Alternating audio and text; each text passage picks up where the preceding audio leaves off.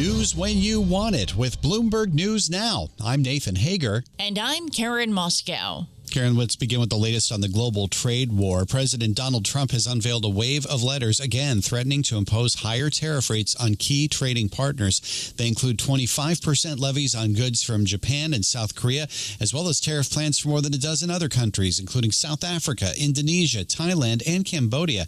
But in a move reminiscent of previous delays, the president also teased the possibility of further talks. I would say firm, but not 100% firm. If they call up and they say, would like to do something a different way, we're going to be open to that. But essentially, that's the way it is right now.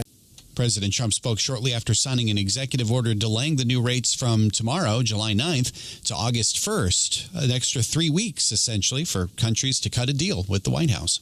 Meanwhile, Nathan, a day after President Trump sent out those letters, Marco Rubio is making his first trip to Asia as the top U.S. diplomat.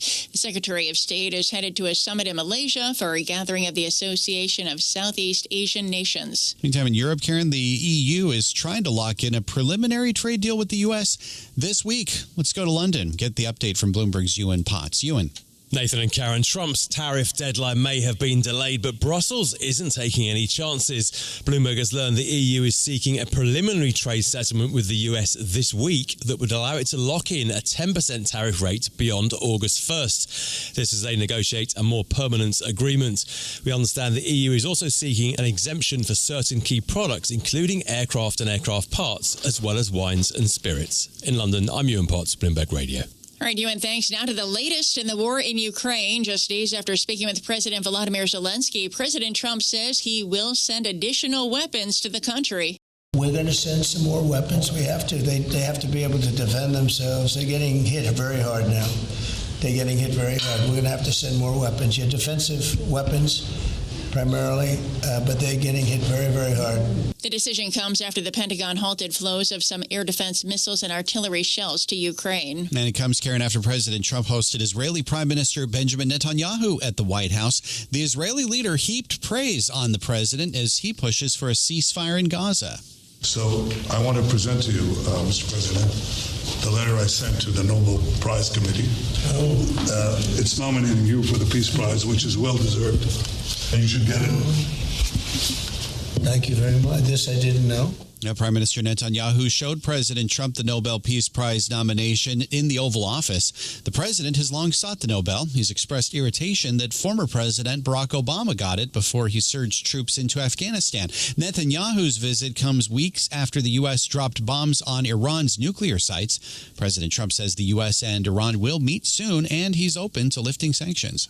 Nathan, now let's get to the latest on the disaster in Texas Hill Country. The confirmed death toll now up to 104 from the flash floods that tore through the region over the weekend. That includes 27 children and counselors from the Mystic Girls Summer Camp along the Guadalupe River. Kerrville, Texas Mayor Joe Herring Jr. says there may be more heartache to come. Primary search continues, and we remain hopeful every foot, every mile, every bend of the river. And as the search effort continues, authorities are facing questions about why the area lacked warning sirens and whether the forecast warned enough of the risk of catastrophic flooding. Texas Senator Ted Cruz says the focus should be on recovery. We will have a reasonable conversation about, are there any ways to have earlier detection? And some of that, the limits of a flash flood, they're very difficult because they can arise so quickly. Senator Ted Cruz says President Trump has promised to provide any resources the state needs for its response, and the president says he'll visit Texas on Friday. And that's news when you want it with Bloomberg News Now. I'm Karen Moskow. I'm Nathan Hager, and this is Bloomberg.